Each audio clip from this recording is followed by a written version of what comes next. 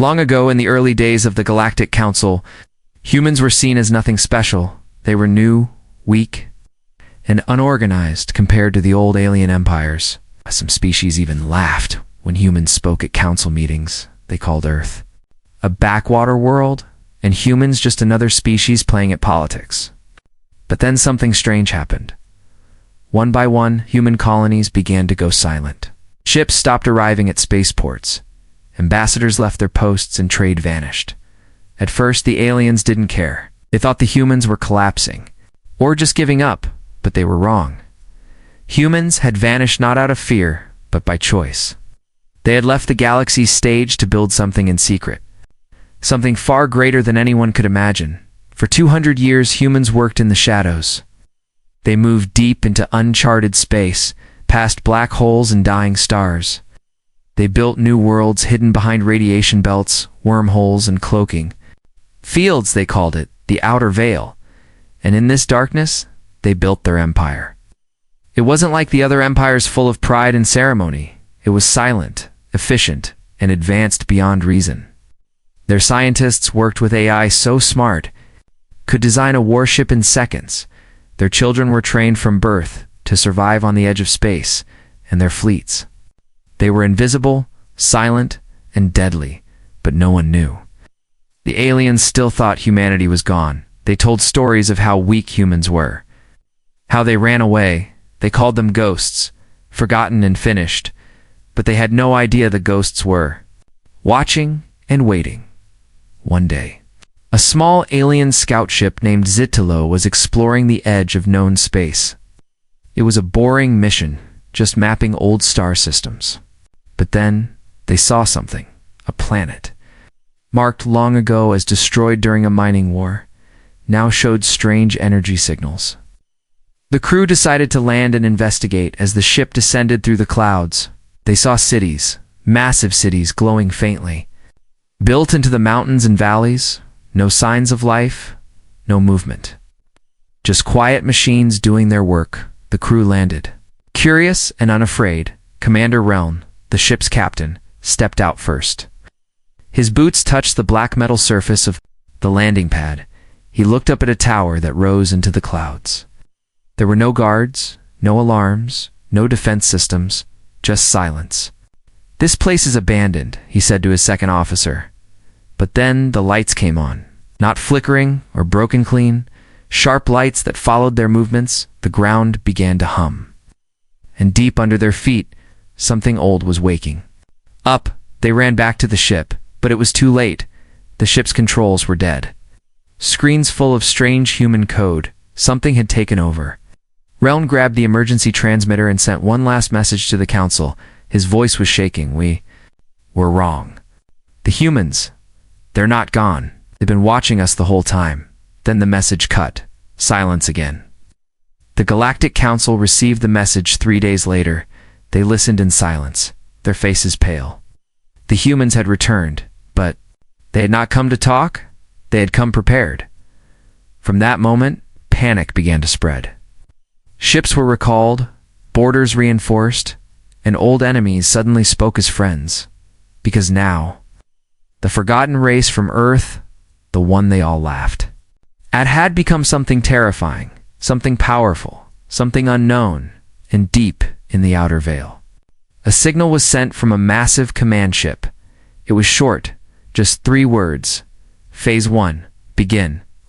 The stars would soon know fear, because humanity had built an empire, and now they were ready to show it to the galaxy, one system at a time. In the cold silence beneath Saturn's rings, something ancient began to move.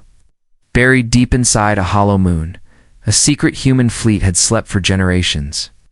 Their metal skins were black like space, and they didn't reflect light. These were not ordinary ships.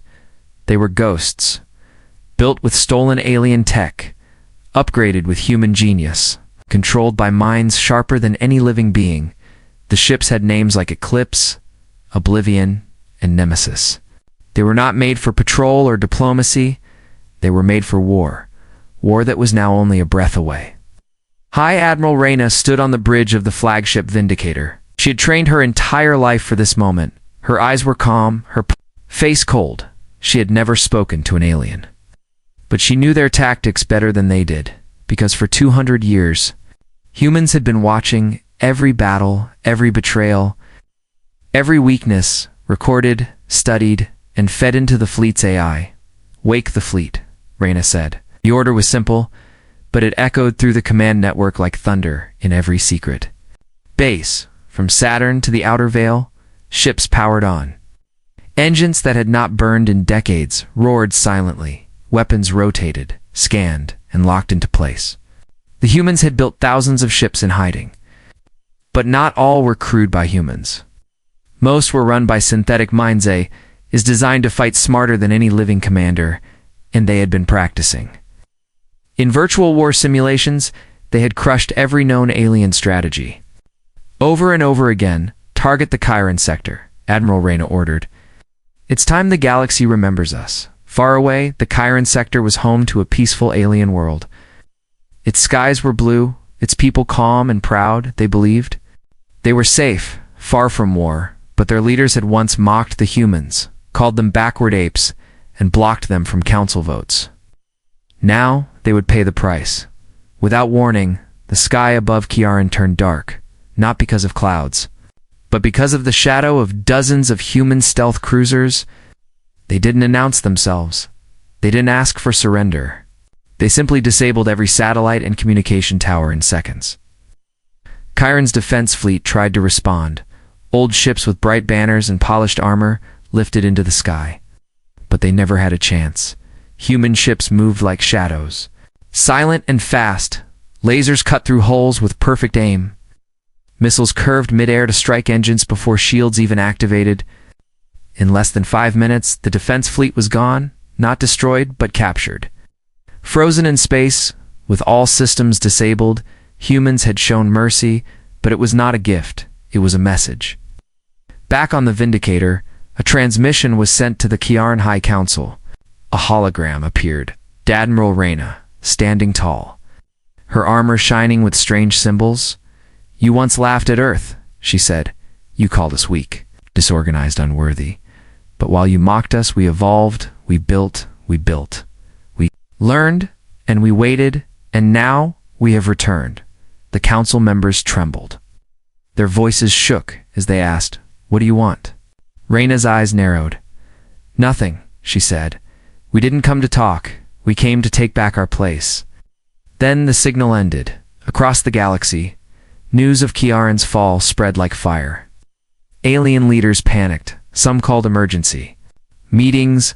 Others ordered weapon factories to work day and night. One species even tried to evacuate their outer colonies. But it was already too late. Human ships were everywhere. They had infiltrated spaceports, hidden inside asteroids. And disguised as alien cargo vessels, their presence had been growing for years. Unnoticed now, the trap was closed. But here was the most terrifying part. Humans weren't using their strongest weapons. Not yet, they were still holding back. Watching, testing, calculating, like a hunter studying its prey before the final strike. Admiral Reyna stood once more on her bridge, looking out into the blackness. Her officers stood at attention, silent, proud, ready. "This is just the beginning," she said. "The galaxy forgot who we were. Now, they will remember." And so, the awakening continued, system by system, planet by planet. Humanity's fleet rose from the shadows, and the stars began to tremble, because the war had begun, and the humans had only just started. The Galactic Council had stood for over 10,000 years, made up of the oldest and strongest alien civilizations. It was meant to keep peace. They believed war could always be avoided with enough talk, enough rules, and enough warnings. But no one had prepared for this. Not for humanity's silent return. Not for the speed, the precision, and the fear they carried with them inside the High Council Hall. Tension filled the air like smoke. Dozens of alien leaders sat around a glowing circular table, each one representing a different species. A different world, a different fear. The humans took Chiron in minutes, shouted Chancellor Yorl of the Targon Empire. They didn't even use their full fleet. "They're testing us," hissed Empress Flari, a serpent-like queen from the Adash system. They want to see how we respond before they strike again.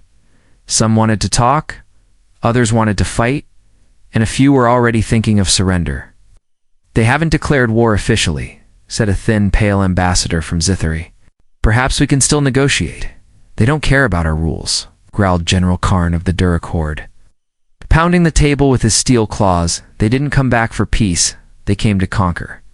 The room broke into shouting, voices overlapping, languages clashing. For the first time in centuries, the council was falling apart, and in the chaos, no one noticed that the human observer's seat was empty. It had been for over 200 years. But today, a small device blinked on that seat recording every word. Spoken, far away, on a hidden moon called Sentinel-3, Admiral Reyna listened to the council's arguments. Her face showed no emotion. Every threat, every plea, every plan, they were all being analyzed by her AI. She already knew which species would resist, which ones would panic, and which would betray each other. She didn't need spies. The council was doing her work for her, breaking itself without a single human shot fired back in the council chamber. An urgent message arrived. A scout ship sent to patrol the border of the Zarak Nebula had vanished. No wreckage, no distress call, just silence. It was the fifth. Scout ships disappear in a week. It's them, whispered a council member with trembling hands. They're watching us, hunting us one by one. Panic rippled through the room for thousands of years. These empires had ruled the stars. They had crushed rebellions, outlived plagues, and survived black hole storms. But now they faced something new, something that understood fear and used it like a weapon. In the back of the hall, the doors opened silently. A tall figure entered wearing black armor with no symbols. The guards didn't see him. The cameras didn't record him. He walked to the center of the room and placed a small cube on the council table. The cube lit up, and a hologram of Admiral Reyna appeared. The room fell silent. No one had heard from a human leader in centuries. Now here she was, standing in the center of their chamber like a ghost from the past. "You thought we were gone," Reyna said, her voice calm and steady. "You pushed us aside, ignored us, laughed at us. But while you played politics, we built an empire of silence. Steel and stars," she looked around. The room, eyes piercing every delegate. "We did not return to beg for a seat. We came to take what you denied us. Respect, justice, fear." One council member stood up, trembling. What do you want from us?" Reyna smiled slightly. "You already gave us everything we needed," she said. "You showed us your weaknesses, your corruption, your pride. All we had to do was wait." Then the hologram vanished. The cube melted into liquid metal and sank into the floor. The armored figure was gone, as if he had never been there. The council chamber fell silent again, but this silence was different. It was not from confusion, it was from realization. They were no longer in control. They were no longer the top of the galaxy.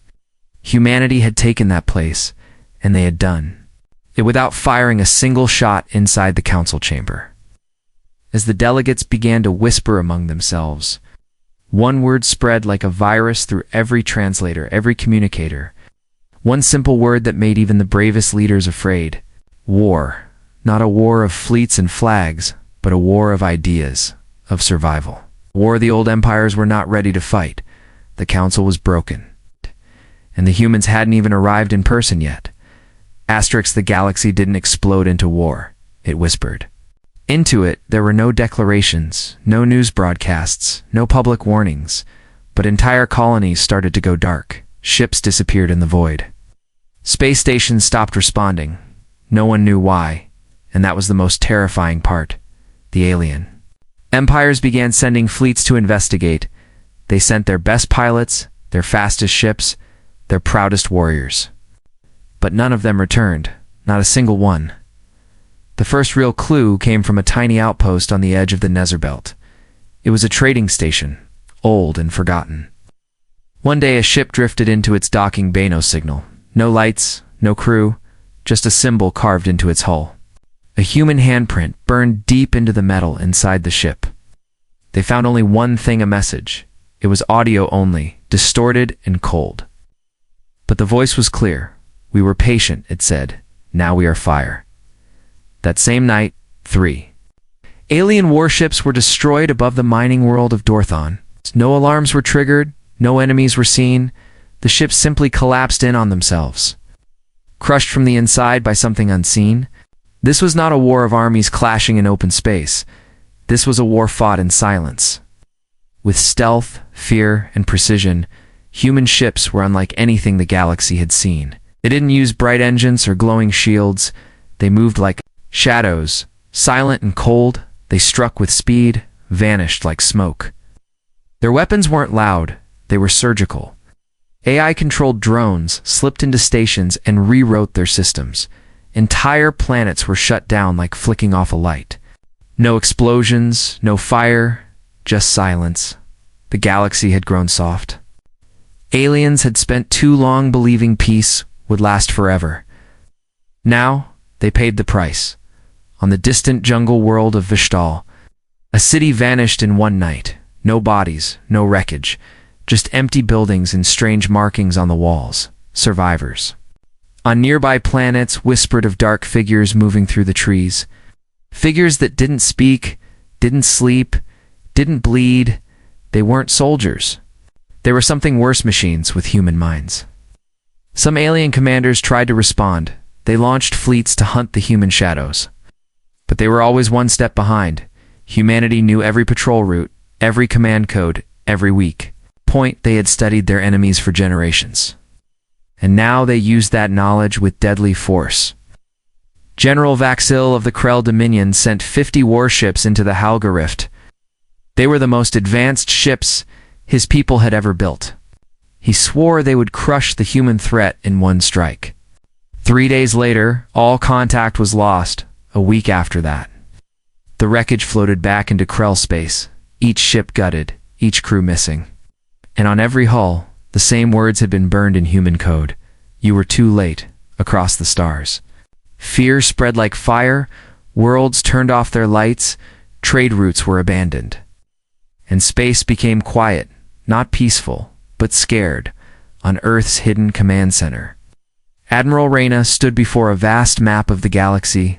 Red lights blinked, where alien fleets had fallen. Blue lights marked human-controlled zones, and every hour, the blue spread farther. She turned to her officers, her voice steady. We do not fight with anger. She said, we fight with purpose. We were silent. Now we are seen. We were ignored. Now we are remembered. She didn't need cheering, her officers simply nodded. They had trained their entire lives for this. Not for glory, but for survival. Earth had learned something the galaxy hadn't. Kindness could be seen as weakness. Silence could be seen as fear. But patience. Patience was the sharpest weapon of all. And now, humanity used it with deadly skill. In 1 week, 7 alien colonies fell. In 2 weeks, 5 major supply routes were shut down. In 1 month, the Galactic Council had lost control of a quarter of its space. No human flags were raised. No human soldiers marched through the streets. The message was clear. This is not your galaxy anymore. The war had begun, not with a roar, but with a whisper. A whisper that moved through the stars, cold and unstoppable. And while the aliens searched the skies for armies, they forgot to look behind them where the humans had already arrived. In the heart of the Varnak system, where twin stars lit the sky in silver and blue, an alien warrior stood alone in a quiet chamber. His name was Kelthar, a decorated strategist of the Utarn Dominion. He had fought in 50 space battles, served 3 rulers, and watched the rise and fall of empires. But nothing he had seen in all his years matched the silent power of the humans. Kelthar watched as his leaders panicked. They made desperate speeches, launched doomed counterattacks, and blamed each other. No plan worked, no fleet survived. And no one wanted to admit the truth. Humanity had outgrown them all. He sat in silence, replaying the intercepted human broadcasts. Short, cold messages. Full of confidence and precision, we strike only once, one voice said. If you're still standing, we missed on purpose. Kelthar felt something rising inside him. Not fear, not anger, but Respect. He had studied human history when they were still part of the council. He had seen their passion, their rage, their brilliance. He had seen what the others refused to believe, that when humans were quiet, they were not weak. They were preparing that night. Kelthar made his decision. He would not die for leaders who had lost control. He would not follow a broken council into darkness. He would do something far more dangerous. He would join the enemy. In the dark of the night, Kelthar boarded his personal cruiser and disappeared into the stars. He flew straight into the region now known as the Silent Veil, a place where alien ships vanished, a place claimed by no empire but feared by all. At the edge of a shattered moon, he stopped. His ship broadcasted a single message on an old human frequency. "I don't come to fight," he said. "I come to serve." There was no reply, not for hours, not even a signal. But then, a single word appeared on his screen. "Why?" He didn't hesitate. "Because I believe in strength," he answered, "and you have it." Moments later, his ship shut down. Power gone, lights out, weapons dead. He floated in silence. Unsure if this was his end, then a shape appeared massive. Silent and blacker than space itself, a human stealth dreadnought aboard the ship. Kelthar met someone he never expected to see, Commander Eli Graves. One of Earth's top shadow operatives. Graves studied him for a long moment, then asked, "Why should we trust you?" Kelthar answered calmly, "Because I have knowledge. No one else will give you. I know where the alien superweapon is being built." Graves' eyes narrowed. "Where?" Kelthar told them everything. The name of the project, Sun's End. The secret base built into a hollow comet near the Vorash Nebula. A weapon designed to fire a gravity burst strong enough to crack entire planets. It was nearly complete, and meant to be used against the human colony worlds. Reyna, now Admiral Supreme of the human outer arm, listened to the report in silence. Then she nodded once. "We'll strike in 6 hours," she said. "You're coming with us." Kelthar boarded a human infiltration cruiser sleek. Silent and shaped like a predator, it moved through space like a whisper at the edge of the Vorash Nebula. It stopped. The comet base was there, just as Kelthar had said. Shields active, weapons hot. Security at maximum, but they were ready. Reyna gave the order. "Execute Ghost Protocol suddenly." Hundreds of tiny stealth drones shot out from the cruiser. They latched onto the comet, drilled inside, began disabling systems one by one. The aliens inside didn't even know they were under attack, until the lights went out. Human soldiers dropped in silently, wearing dark armor with adaptive camo. No shouting, no warning, just quick, efficient movements. In less than 7 minutes, the entire base was under human control. But something was wrong. The weapon core was missing. Kelthar stepped forward. Frowning, "This was a trap," he said.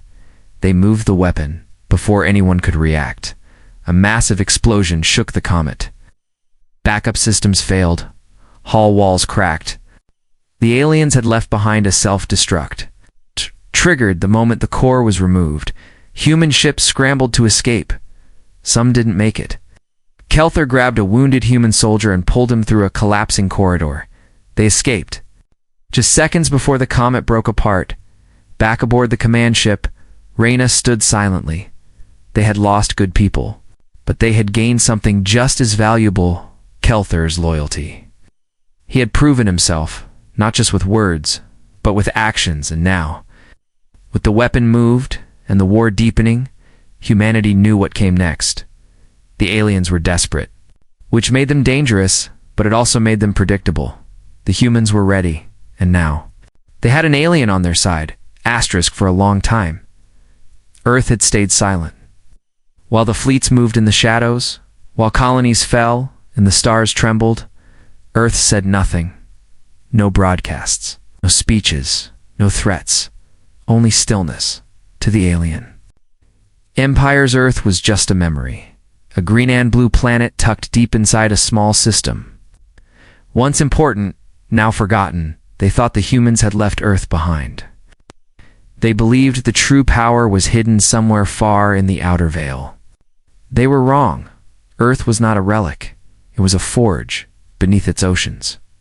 Inside its hollowed mountains and orbiting in invisible rings, The true heart of humanity had been beating in silence. It was growing stronger, colder, smarter.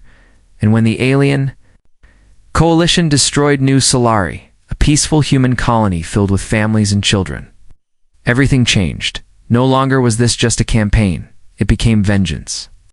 Admiral Reyna stood at the highest command tower in Earth's Arctic fortress. She looked across the frozen landscape, where black monoliths rose from the ice like teeth. Each one was a launch bay. Each one held something ancient and terrifying. Activate. The Titans, she said, from the ground, from the sea. From space giants awakened, they were not ordinary ships. They were planet crackers. Massive AI-driven vessels, kilometers long, built to reshape star systems or destroy them. Each Titan bore a name etched in steel: Judgment, Hammerfall, Oblivion. Echo of Silence, Iron Sky. They had been sleeping for 100 years. Now they roared to life.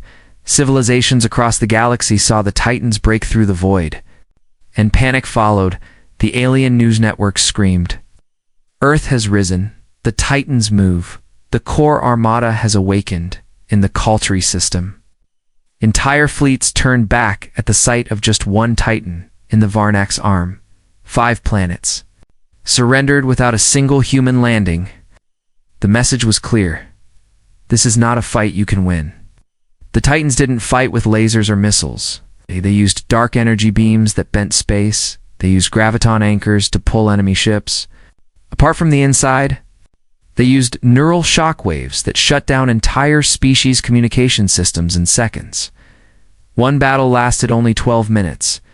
Afterward, the enemy fleet floated in pieces, untouched by flame, as if the laws of physics had been rewritten on Earth. People stood in silence, watching the stars light up. Children held each other's hands. Old veterans saluted screens showing the Titan formations. There was no celebration, only purpose. This was not a war of expansion. This was a warning. Do not touch Earth again. Do not reach for what you cannot. Understand, meanwhile, inside the Galactic Council, despair ruled the day. Their last weapon had failed. Their spies had vanished.